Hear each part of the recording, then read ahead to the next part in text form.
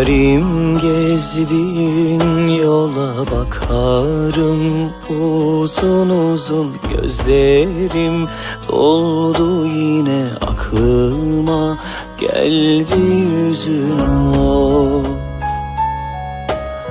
Yarim gezdiğin yola bakarım, uzun uzun gözlerim doldu yine aklıma, geldi yüzün o.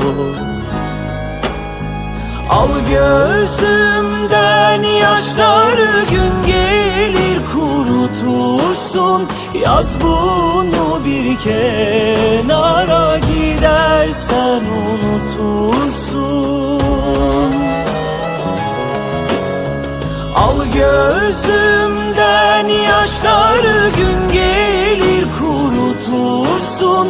Yaz bunu bir kenara, gidersen unutursun.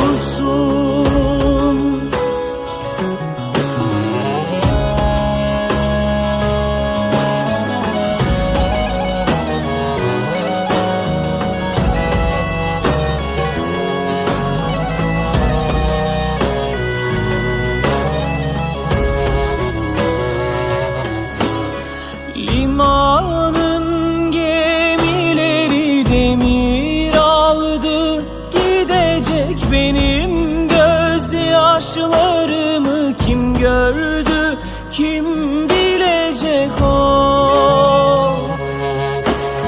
Limanın gemileri demir aldı, gidecek benim gözyaşlarımı kim gördü, kim bilecek o. Al gözümden yaşları, gün gelir kurutursun. Yaz bunu bir kenara, gidersen unutursun.